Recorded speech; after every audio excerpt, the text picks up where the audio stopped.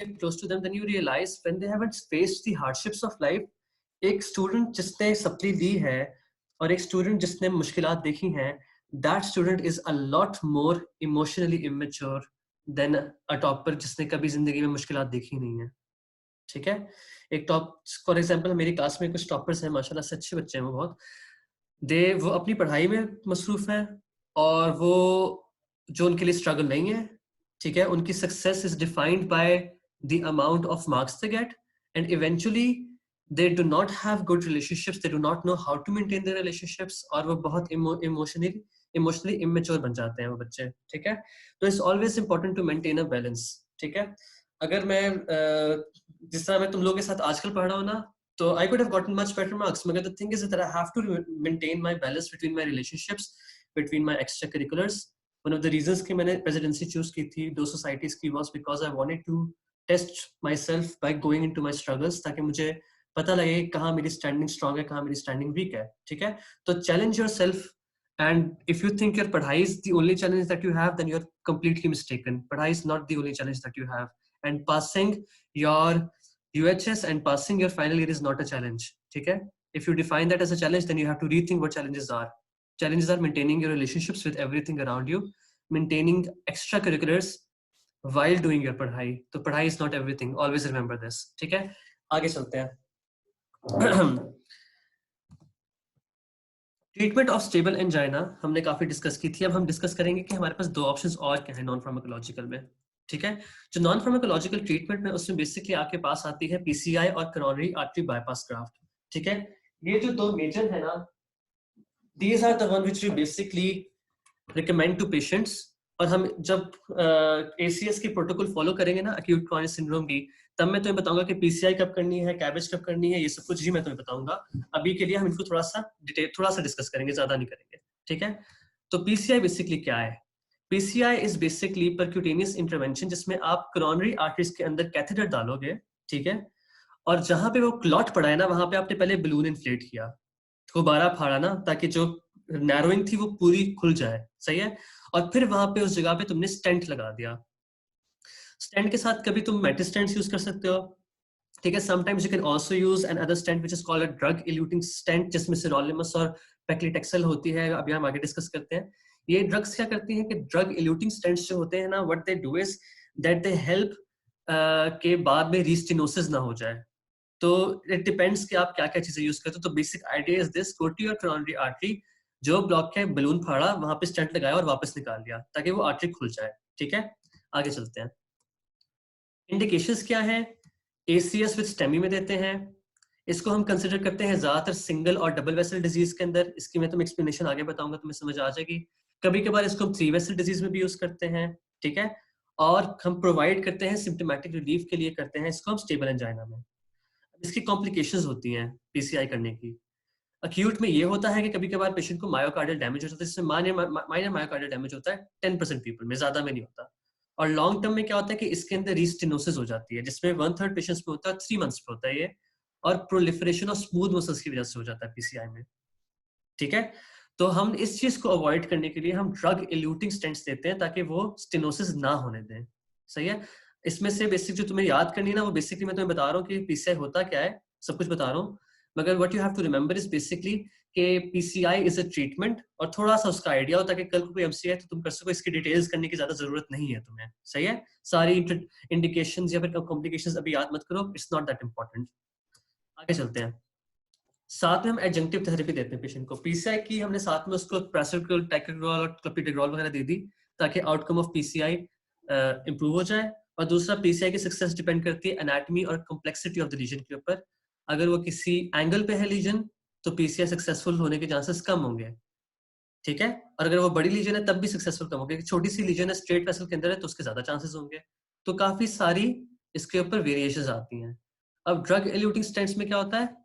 पैसिटेक्सेल होता है और सिरोलिमस होता है. ये 2 चीजें होती हैं. इसमें सिर्फ I just want to give you an idea of PCI, ताकि तुम लोग को थोड़ा पता हो कि PCI होता क्या है.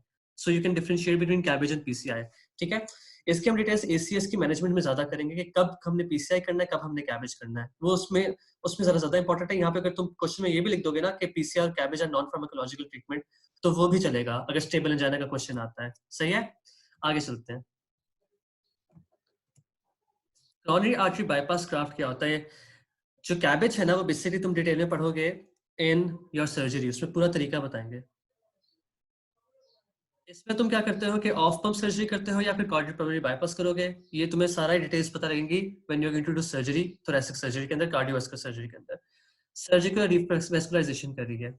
अब देखो इसमें किस जगह पे एक ब्लॉकेज बना हुआ था, ठीक है, ब्लॉकेज बना हुआ था और उसने क्या किया है कि एओर्टा से डायरेक्ट किसी वेन या आर्टरी को उठाया और उस ब्लॉकेज के आगे जाके लगा दिया, बाईपास कर दिया ब्लॉकेज को।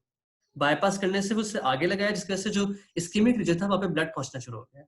इसको हम कहते हैं बाईपास यूजिंग आर्टेरियल और वीनस ग्राफ्ट्स, ठीक है। This is basically CABG, this is what you need to know, ठीक है। दिस इज ऑल, इसमें आर्टेरियल ग्राफ भी होते हैं, वीनस ग्राफ भी होते हैं, ये सारी बातें। आर्टेरियल ग्राफ ज्यादा बेहतर होते हैं, that's all you need to know. आगे चलते हैं। अब थ्री वेसल डिजीज की हम बार बार बात कर रहे थे। थ्री वेसल डिजीज होती क्या है, ठीक है। Three vessel disease is basically when there is at least 70% stenosis in each of the following vessels: left anterior descendant, left circumflex और right coronary artery। अगर थ्री वेसल डिजीज है, कुछ studies कहती हैं कि आप पीसीआई भी कर लो, मगर you have to go for CABG. सबसे बड़ी इंडिकेशन कैबेज की है three vessel disease, the biggest indication. ये तुम्हारे सर्जरी का भी एमसीक्यू आ सकता है और मेडिसिन में भी एमसीक्यू आ सकता है ये वाला। अगर उसके लेफ्ट कोरोनरी मेन आर्टरी 50% से ज्यादा स्टेनोज है तब भी करा सकते हो, और डायबिटिक पेशेंट्स में अगर टू वेसल डिजीज है तब भी करा सकते हो। ये याद करने वाली बात है, इंडिकेशंस ऑफ कैबेज, ये ज्यादा इंपॉर्टेंट है। पीसीआई इतना इंपॉर्टेंट नहीं, ये इंपॉर्टेंट है। इसको याद कर लो कि थ्री वेसल डिजीज में कराना है, लेफ्ट मेन कोरोनरी आर्टरी 50% स्टेनोज है तब कराना है, या डायबिटिक पेशेंट्स में कराना है। This is all you need to know from CABG and PCI ज्यादातर। एडजेंटिव थेरेपी वही बात है, एस्पिरिन क्लोपिडेग्रॉल दे दोगे और इंटेंसिव लिपिडोलिन थेरेपी करोगे ताकि उसकी कैबेज की आउटकम अच्छी रहे, ठीक है। यहाँ तक आर वी ऑल क्लियर? कोई मसला तो नहीं है, कोई क्वेश्चन तो नहीं है? कोई क्वेश्चन है तो मुझसे पूछें। Say yes if you want me to go on. ठीक है, परफेक्ट, सबको आ रहा है समझ। तो हमने पीसीआर कैबेज डिस्कस किया। पहले हमने डिस्कस किया कि हम उसको एडवाइस देंगे, फिर हमने डिस्कस किया कि हम उनको इंडेफिनिट ट्रीटमेंट देंगे एस्पिरिन या क्लोपिडेग्रॉल एंड लिपिड लोअरिंग एजेंट्स की, और फिर हमने कहा कि हम इसकी एंटी एंजाइनल थेरेपी करेंगे स्टेट ऑफ द पेशेंट के साथ। और फिर हमने ये बोला कि अगर हम सबका कुछ काम नहीं करता तो why don't we go for CABG और पीसीआई, ठीक है। This is how you go and treat your patient of stable angina, सही है। अब कॉम्प्लिकेशंस क्या आती हैं कैबेज की, ये भी इतनी इंपॉर्टेंट नहीं है। पेरी ऑपरेटिव स्ट्रोक हो सकती है और न्यूरोलॉजिकल कॉम्प्लिकेशंस, तो शॉर्ट टर्म में कॉग्निटिव इंपेयरमेंट होगी, लॉन्ग टर्म में कॉग्निटिव डिक्लाइन होगा। Nothing that important. ये चीजें तुम लोगों को इतनी ज्यादा पता नहीं चाहिए। डेविडसन में लिखी है, डेविडसन से मैं उठाई है। ये एक टेबल है दोनों के डिफरेंसेस का। The only thing that you have to remember, इसमें दो चीजें रिमेंबर करनी है कि कैबेज के साथ मायोकार्डियल इंफार्क्शन के चांसेस ज्यादा होते हैं और रिकरेंट एंजाइना के चांसेस पीसीआई के साथ ज्यादा होते हैं, ठीक है। और आपको रिपीट वेस्कुलराइजेशन भी पीसीआई के साथ ज्यादा करनी होती है। बस ये याद कर लो कि एमआई के चांसेस किसमें ज्यादा होंगे। एमआई के चांसेस और डेथ के चांसेस दोनों कैबेज में ज्यादा होते हैं, ठीक है। इसको याद कर लो, बाकी कुछ भी याद मत करो, कोई भी ज्यादा जरूरत नहीं बातें याद करने की इसमें, नथिंग इंपॉर्टेंट। बस पीसीआई कैबेज का पता होना चाहिए क्या होता है। अब यहाँ पे जो जनरल गाइडलाइंस है ना आपकी स्टेबल एंजाइना की, ये जो बेसिक गाइडलाइंस है ना, ये किसी बुक में नहीं लिखी, सिर्फ हैरिसन में और स्टेप अप में लिखी हुई है। I am not sure about Kumar, मगर द थिंग इज कि ना ही ये डेविडसन में लिखी हुई है, ना ही ये कैपन में लिखी हुई है, ना ही ये इरफान मसूद जो साइड छोटी मोटी बुक्स है उसमें लिखी हुई है। तो ये सिर्फ लिखी हुई है आपकी स्टेप अप में और हैरिसन में, और ये स्टेप अप में बहुत अच्छी लिखी हुई है कि आपने कैसे करना है, सही है। अब मैं यहाँ पे एक और बात ऐड करता चला जाऊंगा, ये listen to this very carefully, कि आप नाइट्रेट सिल्डेनाफिल के साथ कभी भी नहीं देते। अगर पेशेंट फॉस्फोडाइएस्ट्रेस इनहिबिटर्स ले रहा है ना फॉर हिज इरेक्टाइल डिसफंक्शन, तो you are not going to give him nitrates, क्योंकि वो दोनों कॉन्ट्राइंडिकेटेड होती हैं, पेशेंट का शदीद हाइपोटेंशन करा देती हैं। तो इस बात को भी याद रखो कि नाइट्रेट्स आप सिल्डेनाफिल के साथ नहीं देते कभी भी, ठीक है। अब माइल्ड डिजीज में क्या करना है? माइल्ड डिजीज है नॉर्म। अब इसमें ईएफ का मतलब है इजेक्शन फ्रैक्शन, जो आप बेसिकली मेजर करते हो इकोकार्डियोग्राफी से पेशेंट की, कि वो कितना इजेक्शन, कितनी वो पानी ब्लड निकाल रहा है एक बार कॉन्ट्रैक्ट करने में, ठीक है।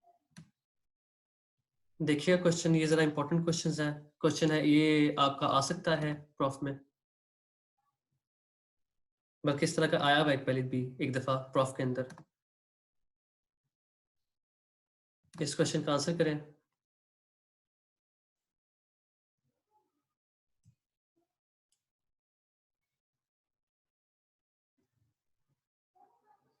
अच्छा, तो नाइट्रेट्स और सिल्डेनाफिल वाला जमीन में कर देता हूँ कि नाइट्रेट्स और सिल्डेनाफिल साथ नहीं देते क्योंकि दोनों बहुत शदीद किस्म की हाइपरटेंशन कॉज करते हैं और पेशेंट सिंकपी में या फिर कॉमा में चला जाता है। ठीक है, तो you don't give nitrates and sildenafil साथ साथ कभी भी। That was the point. ठीक है, 15 लोगों ने आंसर कर दिया है। वेरी वेल डन, चलते जाएं करते जाएं। as soon as we reach 35 we're going to answer. I'm going to show it to you. किसी ने बहुत एक फजूल आंसर दिया है जिससे मैं डिसअपॉइंट हो गया हूँ एकदम से। अब मैं आपको दिखाता हूँ। 31, 4 more people and then we're going to do it. 32 पे हम अटके हुए हैं। आंसर करते हैं, अगर नहीं भी आता तब भी करते हैं, it's alright. 33, 2 more people, then why do it? 34, 35, good, let's do this. देखिए जी भाई, सो 35 में से आपने 31 ने आंसर किया है potassium, which is the correct answer. कुछ ने कहा है कैल्शियम और कुछ ने कहा है सोडियम। मैं मानता हूँ कैल्शियम थोड़ा सा मसला हो जाएगा, इसमें रेज्ड प्लाज्मा लेवल की बात की हुई है। जब रेज्ड प्लाज्मा कैल्शियम होते हैं तो आपका क्यूआरएस कम्प्लेक्स छोटा हो जाता है। जब रेज्ड पोटेशियम होता है तो आपकी पीक्ड टी वेव्स आती हैं, हाइपर एक्यूट टी वेव्स जिनको कहते हैं, हाइपर एक्टिव टी वेव्स कहते हैं, और क्यूआरएस कम्प्लेक्स वाइडन हो जाता है पोटेशियम ज्यादा इंक्रीज होने से। ठीक है, तो इसको याद रखो कि जब भी हाइपर एक्यूट या हाइपर एक्टिव या पीक्ड टी वेव्स की बात होती है, you go for your potassium. Potassium की बात हो रही है वहां पे, सही है। तो जिसने सोडियम किया है तो उसने मेरे ख्याल से पहले लेक्चर नहीं लिए होंगे, I am pretty much sure. और जिन्होंने कैल्शियम किया उनके लिए थोड़ी सी कंफ्यूजन होगी क्योंकि मैंने क्यूआरएस का भी जिक्र किया हुआ था इसके अंदर, सही है। तो वे गोइंग गुड। अब हम चलते हैं वापस अपनी स्लाइड्स की तरफ। हाँ जी, चलें भाई स्लाइड्स करते हैं।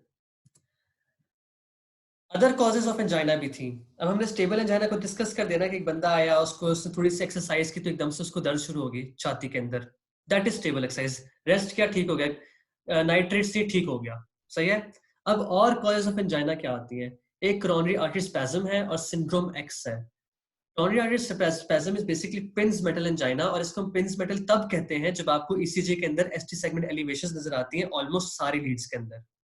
ठीक है, वेरिएंट एंजाइना भी कहते हैं, खवातीन में होता है, वुमेन एट नाइट।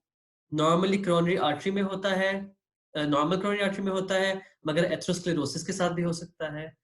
ट्रीटमेंट क्या है? कैल्शियम चैनल ब्लॉकर्स होते हैं और नाइट्रेट्स होती है इसकी ट्रीटमेंट। ठीक है, ये पिंस मेटल एंजाइना है।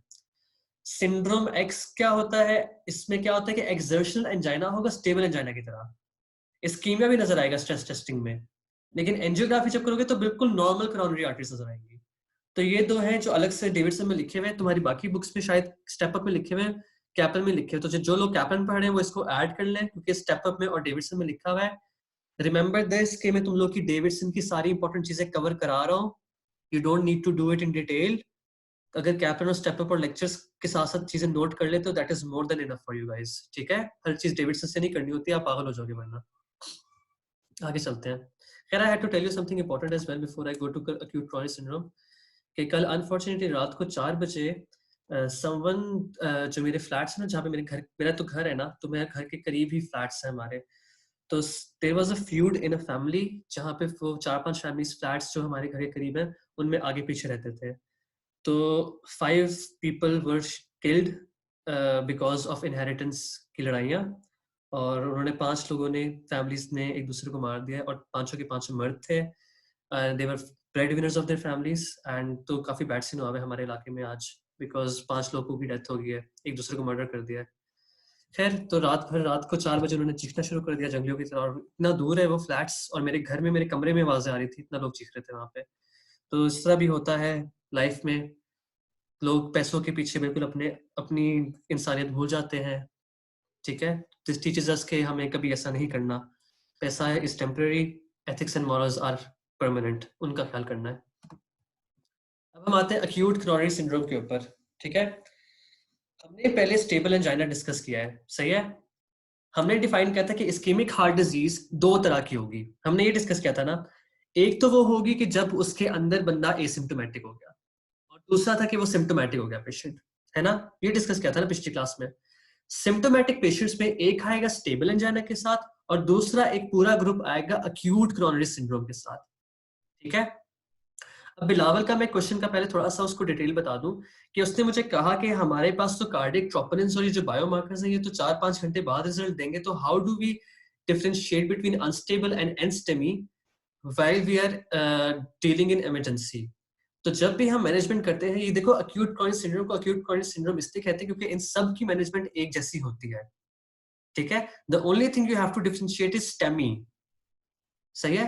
स्टेमी को डिफरेंशिएट करोगे, असल में जायरा ये है कि स्टेमिक एनस्टेमिक की और अनस्टेबल एंजाइना की ईसीजी मिलती जुलती आती है, तो उसका क्वेश्चन वैलिड है, सही है।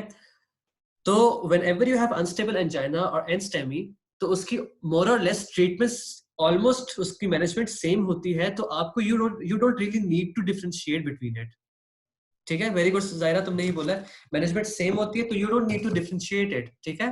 डिफरेंशिएट करने की जरूरत नहीं, बाद में पता लग जाएगा शायद अनस्टेबल था या अनस्टेबल था, उसकी फर्दर प्रोग्नोसिस में हेल्प कर सकता है। लेकिन जो इनिशियल मैनेजमेंट है ना इमरजेंसी की, वो सेम है, तो you don't need to differentiate it between the first 3-4 hours, ठीक है।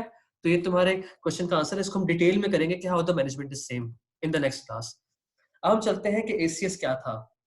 स्टेबल एंजाइना एक तरफ, एसीएस एक तरफ। एसीएस की 3 टाइप्स हैं, एनस्टेमी, स्टेमी एंड अनस्टेबल एंजाइना। ये हमने डिस्कस किया है, ये हम सबको पता है, ठीक है। आगे चलते हैं।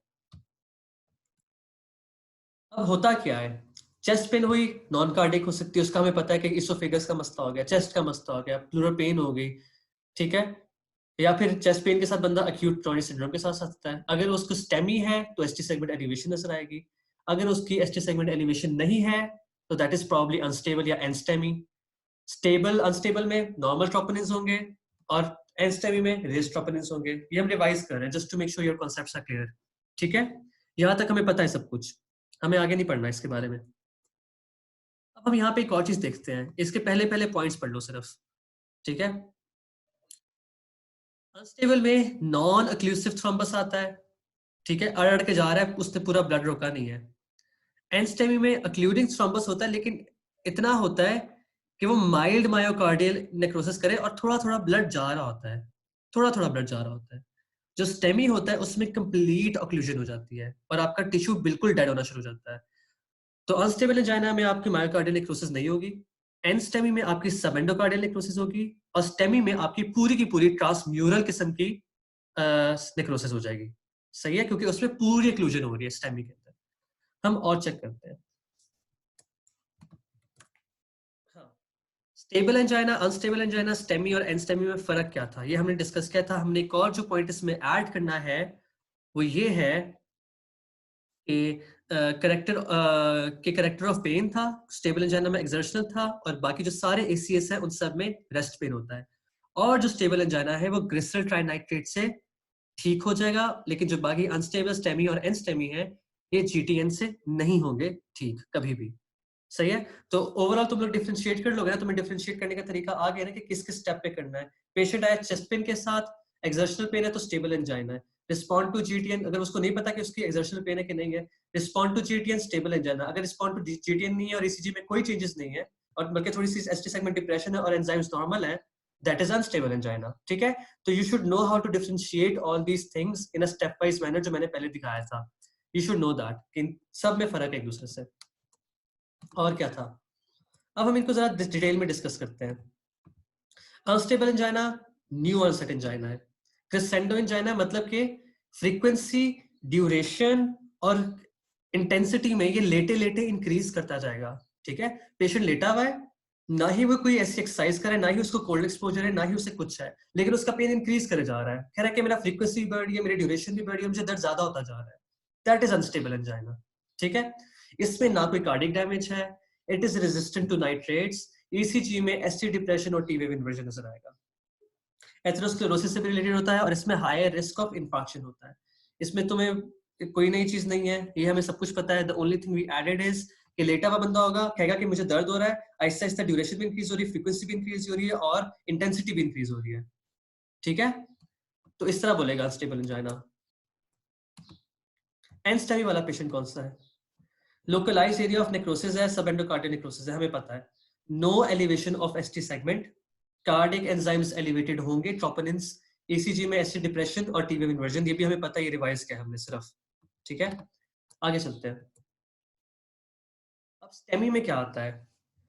स्टेमी में तो ट्रांसम्यूरल नेक्रोसिस है ना, पूरी मायोकार्डियम नेक्रोस हो चुकी है, उसमें एसटी सेगमेंट एलिवेशन आना शुरू हो जाएगी, रेज्ड कार्डियक एंजाइम्स होंगे जैसे एन स्टेमी में भी थे, और ईसीजी में कुछ स्पेसिफिक चेंजेस आएंगी।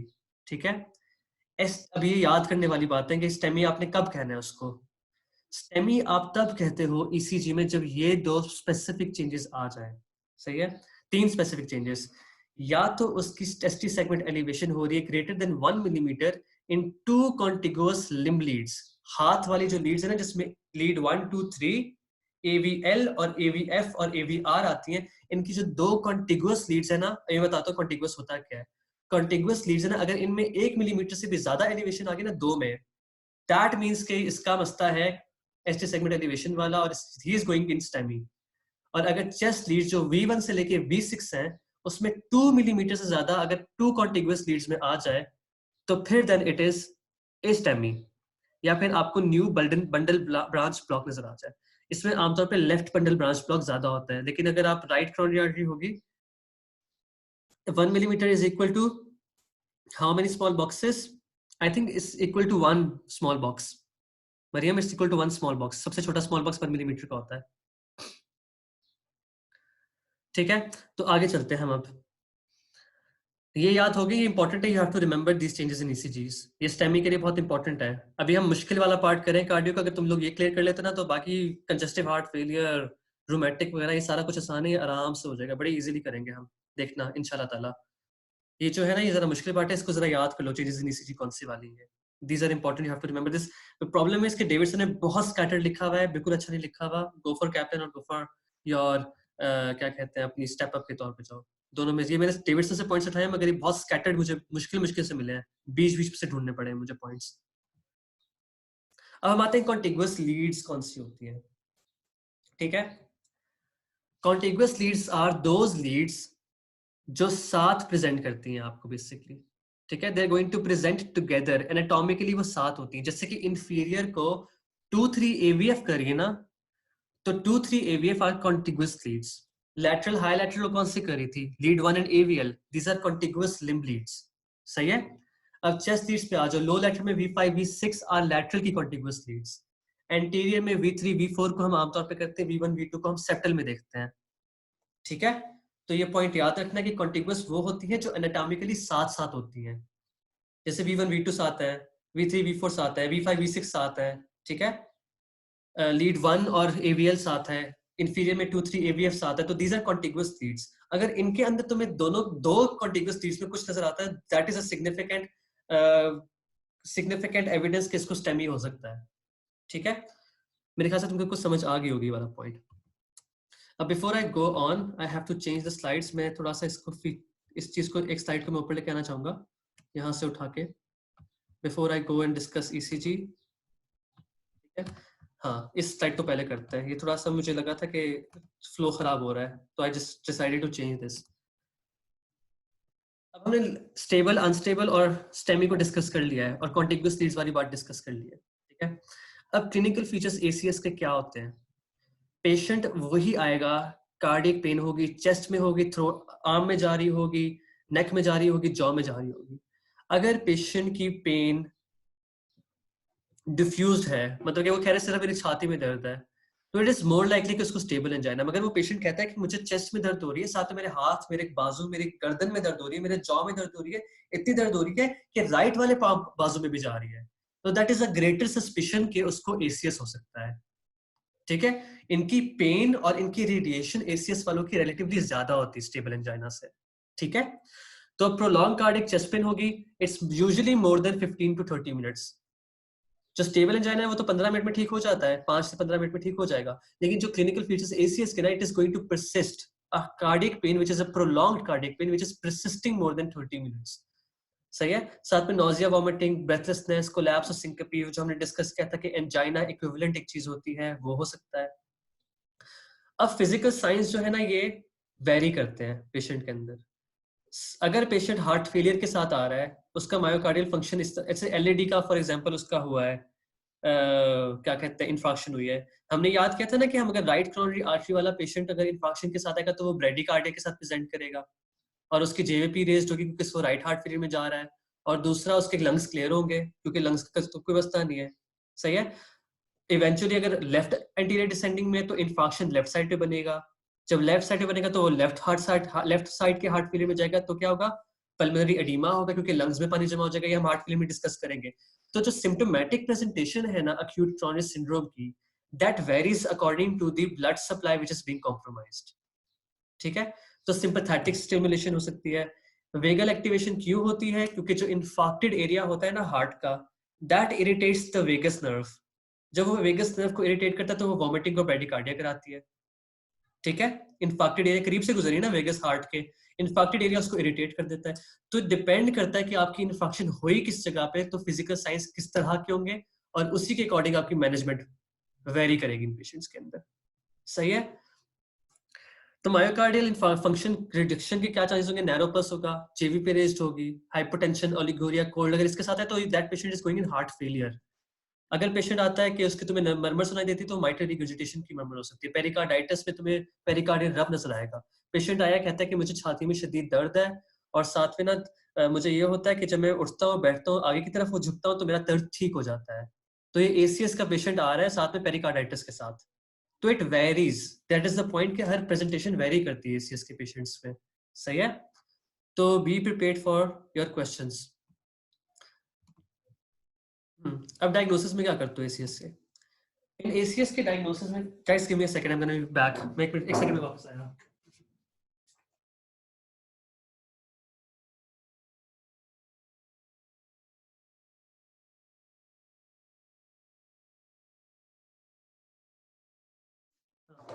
सॉरी आई वाज गॉन, मुझे जरूरी काम था. अच्छा, सीन ये है कि जब भी आप करते हो ना डायग्नोसिस तो उसमें ईसीजी यूज करते हो, कार्डियक बायोमार्कर्स यूज करते हो, रेडियोग्राफी यूज करते हो, इको करते हो और कोरोनरी एंजियोग्राफी करते हो. इसमें सबसे मोस्ट और बेस्ट इनिशियल टेस्ट आपका ईसीजी होता है to diagnose your patient. We all know that ECG सबसे पहले करानी, चुप करके सबसे पहले ईसीजी कराओ, कंफर्म करता है डायग्नोसिस. ठीक है. अब देखते हैं ईसीजी में क्या क्या चीजें आ सकती हैं. ईसीजी में तुम्हें एसीएस के पेशेंट में अगर उसको सब एंडोकार्डियल इस्कीमिया है तो टी वेव इन्वर्जन नजर आ सकती है, एसटी डिप्रेशन नजर आ सकता है, हॉरिजॉन्टल या डाउन स्लोपिंग नजर आ सकती है, इस्कीमिया का भी होता है ये. ठीक है. ट्रांसम्यूरल इस्कीमिया तो फिर उसके एसटी सेगमेंट एलिवेशन नजर आएगी. तो ये डिफरेंट चेंजेस हैं जो तुम्हें ईसीजी के अंदर नजर आएंगी. डिप्रेशन, डाउन स्लोपिंग हो सकती है, हॉरिजॉन्टल हो सकता है, टी वेव इन्वर्जन हो सकती है, एसटी सेगमेंट एलिवेशन हो सकता है. ये देखो इसमें एसटी सेगमेंट में कुछ नहीं हुआ लेकिन टी वेव इन्वर्जन हुई हुई है. तो इसको भी हम कहते हैं कि ये डायग्नोस्टिक ईसीजी है. मगर रिमेंबर वन थिंग कि एक normal ECG does not exclude ACS. तो आपको हर 10-15 मिनट बाद ना ईसीजी करानी होती है पेशेंट की. बार बार ईसीजी कराओगे, 10-15 मिनट बाद 3-4 दफा रिपीट करोगे ईसीजी को. सही है.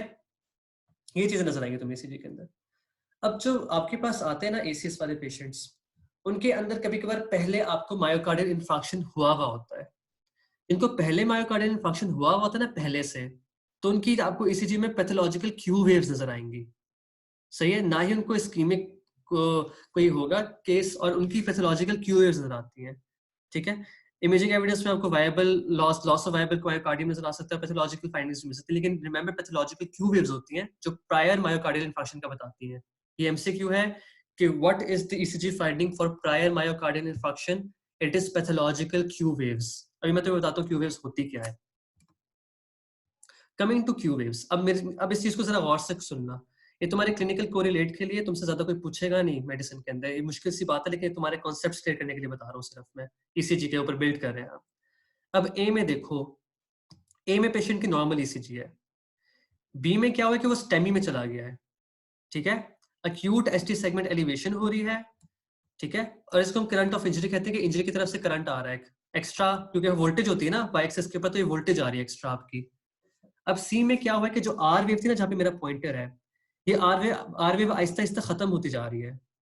ठीक है, और Aahista Aahista ST segment elevation भी कम होती जा रही है, सही है। और साथ में आपकी क्या हो रहा है, टर्मिनल टी वेव इन्वर्जन शुरू होगी यहाँ पे, और साथ में क्यू वेव्स आना शुरू हो गई। ये क्यू वेव्स है जहां पे मेरा भी कर्सर है ना, those are the Q waves, ठीक है।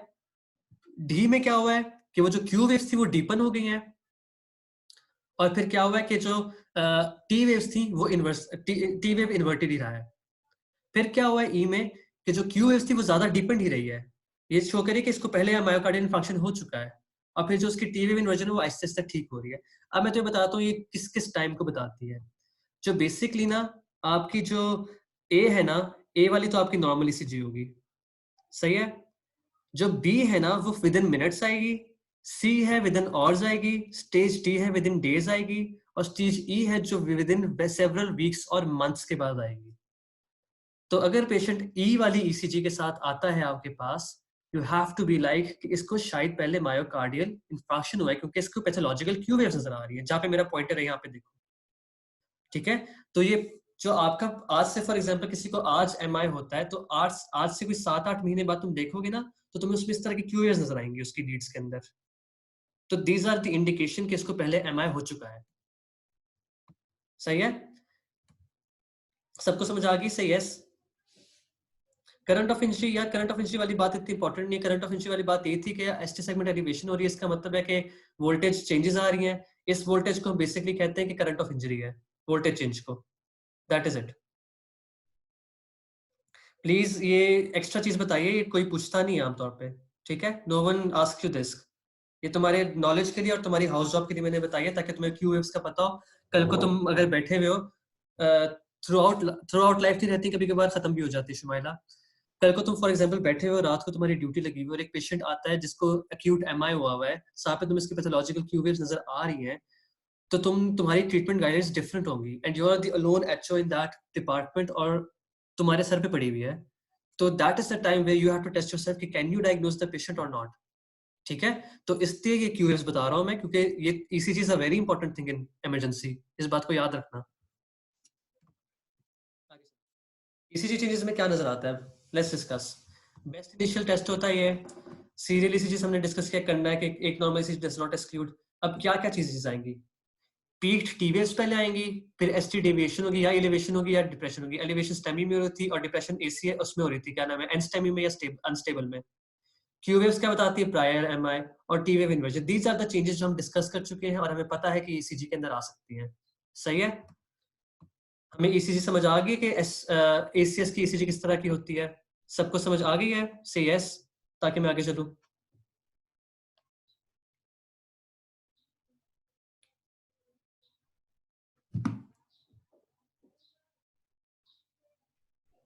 चलो गुड है, सबको आ गई है। अब हम आगे चलते हैं। ये मुझे बताओ भी क्या हो रहा है यहाँ पे, if anyone is free to tell me what is going on in this ECG, इस लीड में क्या हो रहा है और क्यों हो रहा है और व्हाट डज इट शो, किसी चीज का भी आंसर दे दो इसमें से।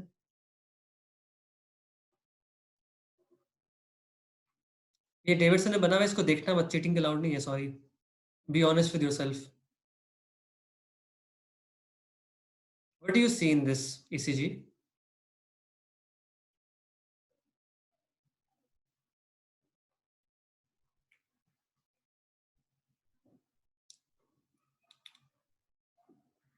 ठीक है, माइन सही है। लीड V1 2 3 में क्यू वेव्स हैं, ठीक है। ST elevation in 4। चलो मैं बता देता हूँ, तुम लोग काफी थोड़ा सा डेविएट कर रहे हो अपने आंसर से। ये हाशिर ने जो आंसर लिखा है ना, एंटीरियर वॉल एमआई, ये काफी हद तक ठीक है, मगर आई वुड से कि ये एंटीरियर प्लस आपका ना, देखो आपकी चेंजेस कहाँ कहाँ आ रही है। There is ST segment elevation. सबसे पहले देखो, सबसे पहले किसको देखते हैं, लीड 1 को देखो, यहाँ पे एसटी सेगमेंट एलिवेशन नजर नहीं आ रही लीड 1 के अंदर। What is this, this is ST segment elevation lead 1 के अंदर, ठीक है। लीड 1 से स्टार्ट करो, फिर आप आते हैं आहिस्ता आहिस्ता नीचे आते जाओ, सही है। लुक फॉर एलिवेशंस पहले। एवीएल में देखो, एवीएल में भी एसटी सेगमेंट एलिवेशन है। क्या हुआ, लीड 1 और एवीएल का क्या मतलब है, lateral side of the heart involve है, सही है। फिर आहिस्ता आहिस्ता तुम V1 से लेके V5 तक देखो, V1 से लेके V5 तक V1 में तो चलो कहते हैं कि इतनी ज्यादा ST एलिवेशन नहीं है, मगर V2 से लेके V5 तक देखो प्रॉपर V6 में V1 ST सेगमेंट एलिवेशन है। इसका मतलब है कि ट्रांसम्यूरल इंफार्क्ट बन चुका है। सही है, तो ये स्टेमी है, दिस इज अ स्टेमी, इसको डायग्नोज करना है हमने STEMI, this is STEMI and it involves the anterior and lateral portion of the heart. समझ आ रही है ये सबको? ये हमें चीजें मिली है इसमें बेसिकली, इसके अंदर। ठीक है,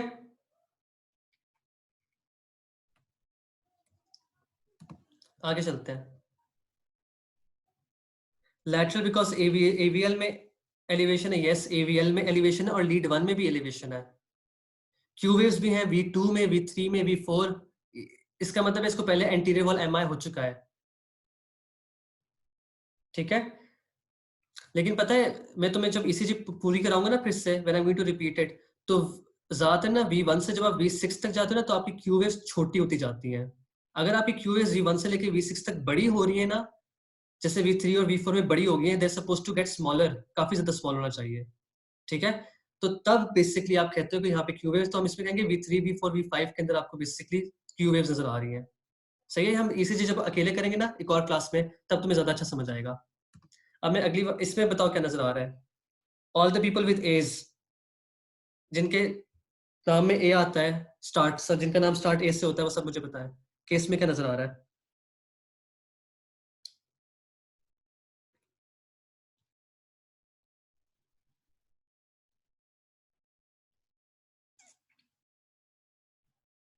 ए वाले बच्चे सारे बताएं मुझे इसमें क्या हो रहा है।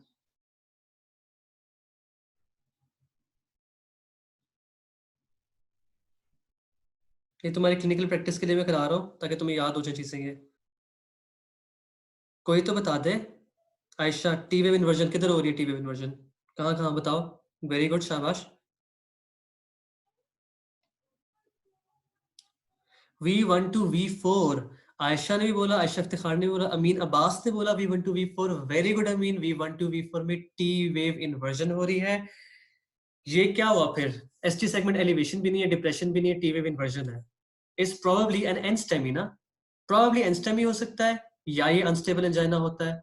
अगर हम कहते हैं कि पेशेंट में बाद में हमने चेक किया तो इसके ट्रोपोनिन्स रेज थे, देन वी से कि इसको एनस्टेमी था, क्योंकि V1 से लेके V4 में एसटी सेगमेंट, सॉरी एवीआर को आप अभी भूल जाओ क्योंकि एवीआर में रेसिप्रोकल इन्वर्जन होती है। महीन महीन, तो हम जब ईसीजी की क्लास करेंगे तो मैं फिर से तुम्हें डिटेल में पढ़ाऊंगा। तो V1 V4 पे भी फोकस करो कि इसमें टी वेव इन्वर्जन नजर आ रही है। रेसिप्रोकल एक इन्वर्जन होती है, वो मैं तुम्हें बताता हूँ। ठीक है कुरत, थैंक यू, तुमने बताया कि रेसिप्रोकल इन्वर्जन कहते हैं इसे। अच्छा, V1 से लेके V4 तक जो है ना, that is your T wave inversion. यहाँ पे टी वेव इन्वर्जन नॉर्मली नहीं होती। ठीक है, अब सीन ये है कि V1 से V4 अगर इन्वॉल्व है तो इसका क्या मतलब हुआ कि एंड स्टेमी किस जगह पर है? वेरी गुड, एंटीरियर भी है और वॉल में भी हो सकता है। Anterior and septal, Ramsha Nabi, very good. Anterior and septal infarct है इसका। इन्फार्क्ट नहीं है, क्या कहते हैं, एंस्टेमी है। इन्फार्क्ट सब एंडोकार्डियल नेक्रोसिस हुई है, इसको समझो ये। चलो अब ये बता दो, all the people with N, जिनका नाम एन से स्टार्ट होता है। एन में तो एन और एम दोनों कर लेते हैं यार, एन में तो सिर्फ नूर और नूर खालिद है। एन और एम दोनों वाले जो बच्चे हैं ना, वो सारे इसका आंसर दें कि इसमें क्या हो रहा है।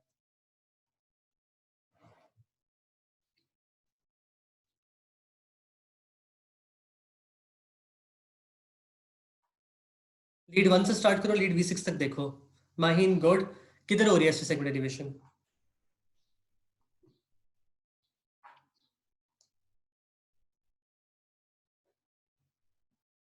लीड 2 3 में हो रही है, वेरी गुड। और किधर हो रही है?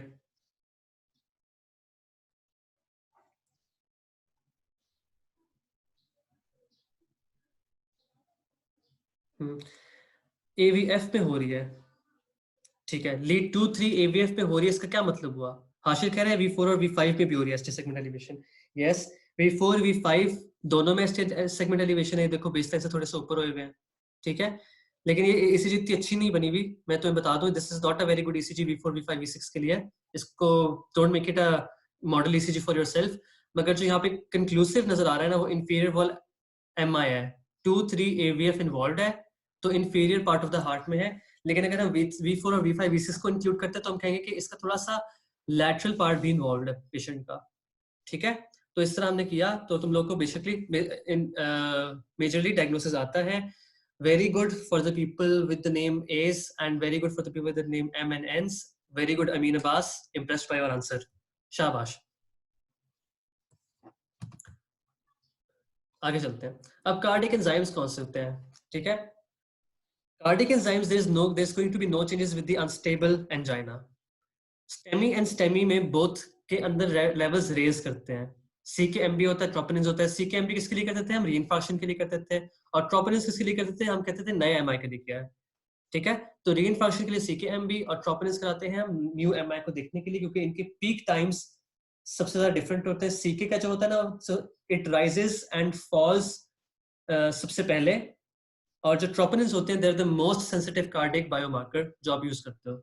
सो क्योंकि सीकेएमबी बाकी चीजों में भी रेज हो सकते हैं, स्केलेटल मसल की एब्नॉर्मलिटीज में भी रेज हो सकते हैं, तो troponins are the most sensitive biomarkers that you can use, ठीक है। अदर टेस्ट क्या कर सकते हो? रेडियोलॉजी कर सकते हो, अगर शायद उसको हार्ट फेलियर तो पल्मोनरी एडीमा, कार्डियोमेगालो देख लोगे, एको देख लोगे, वेंट्रिकुलर फंक्शन कॉम्प्लिकेशंस में तो नहीं गया हुआ, मैट्री रिगर्जिटेशन या वेंट्रल सेप्टल डिफेक्ट या टेम्पोरार्ड में तो नहीं गया हुआ। कोरोनरी एंजियोग्राफी करा सकते हो, रिवेस्टराइजेशन फॉर मॉडरेट और हाई रिस्क पेशेंट्स के लिए, देखने के लिए क्या हो रहा है। एंजियोग्राफी, एंजियोप्लास्टी नहीं, एंजियोग्राफी। एंजियोग्राफी और एंजियोप्लास्टी में ये फर्क है कि एंजियोप्लास्टी में आप बलून और बलूनिंग और स्टेंटिंग करते हो, मगर एंजियोग्राफी में आप सिर्फ देखकर वापस आ जाते हो। तो समटाइम्स आपकी एंजियोग्राफी एंजियोप्लास्टी में भी कन्वर्ट हो जाती है ड्यूरिंग द प्रोसीजर। मेंटी पे जाएं और इसका आंसर करें। जिन जिन को प्रॉब्लम हुआ है ना ईसीजी में, they are free to stay back after the class और we are going to discuss it. अभी हम एक और थोड़ी सी 2-3 चीजें डिस्कस करेंगे, फिर उसके बाद क्लास खत्म होने वाली है। आपका मैंने क्वेश्चन चेंज कर दिया, इस क्वेश्चन का आंसर करें। I give you 2 minutes. ये आपका पास एग्जाम क्वेश्चन है।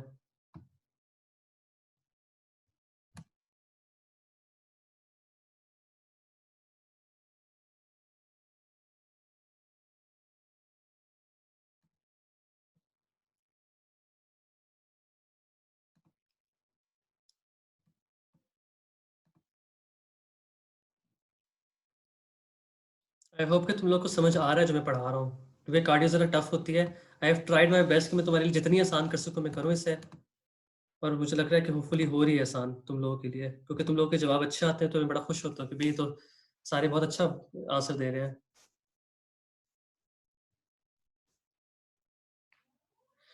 क्योंकि ना सबसे बड़ा प्रॉब्लम ना final I swear guys, cardio सबकी जान खाती है, सबको जलील करती है। क्योंकि ईसीजी समझ ही नहीं आती किसी को, बड़ी मुश्किल से ईसीजी आती है, बड़ा टाइम लगता है करने में, सीखने में। 35 लोग जैसे आंसर करते हैं, मैंने शो इट टू यू, 34 लोगों ने आंसर कर दिया है। एक और बंदा आंसर करती है। माहिर मैं लगा दूंगा पिछली स्लाइड, अच्छा पिछली स्लाइड लगा दूंगा, ठीक है मैं लगा देता हूँ। ये लो 34 लोगों ने आंसर कर दिया है, एक बंदा आंसर कर दे ताकि मैं दिखा दूं सबको। One more person. 35, very good. Let's show this to you. Inverted T waves is normal in V1 too? I don't think so. V1 में तो inverted T waves normal नहीं होती।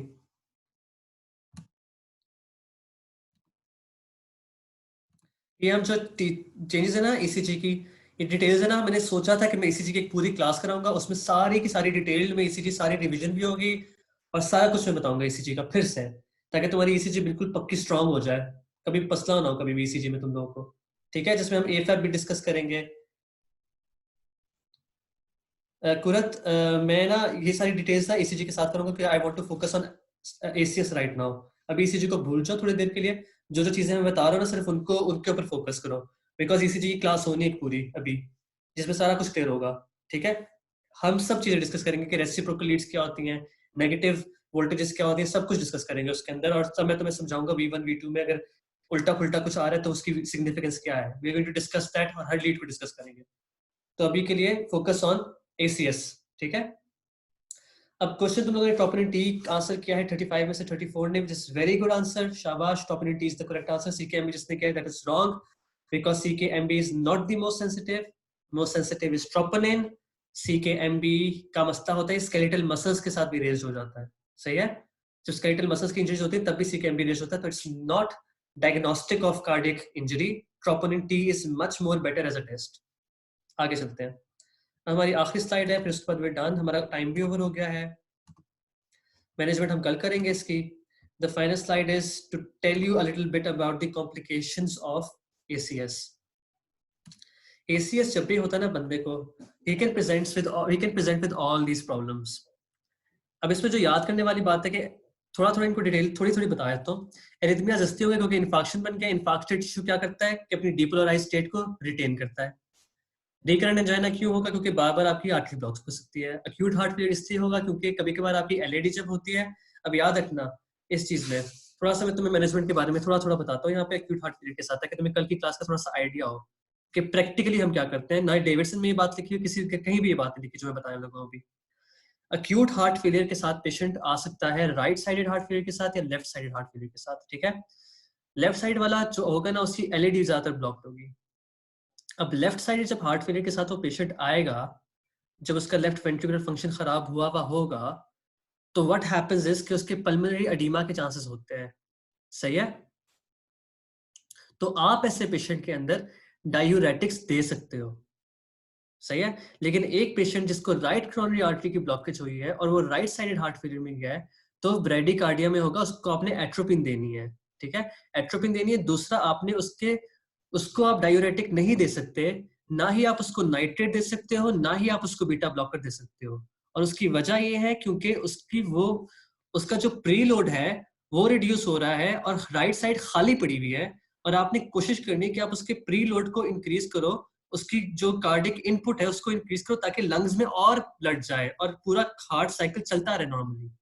So you're never going to give nitrates, you're never going to give morphine, you're never going to give beta blockers, and you're never ever going to give now diuretics in a right-sided right coronary artery के heart failure वाले patient के अंदर।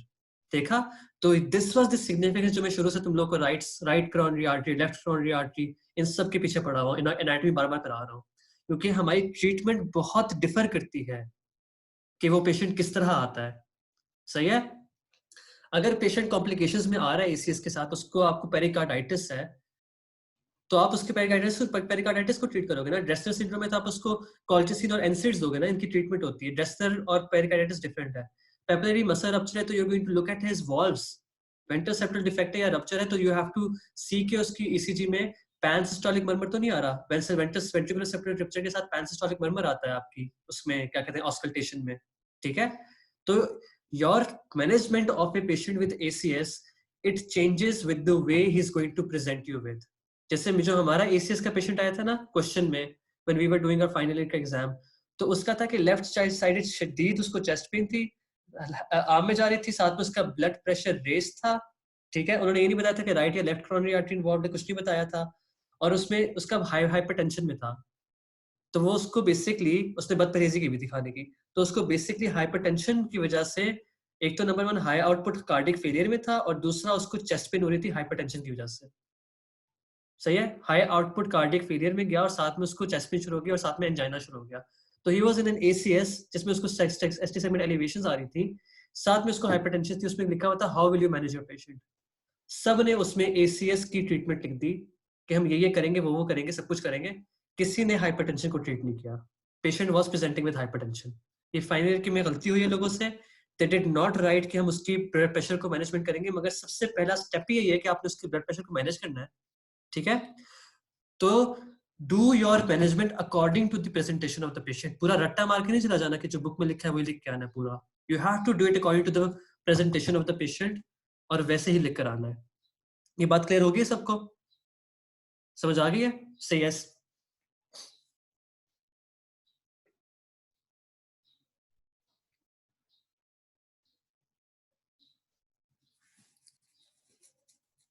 Good job guys.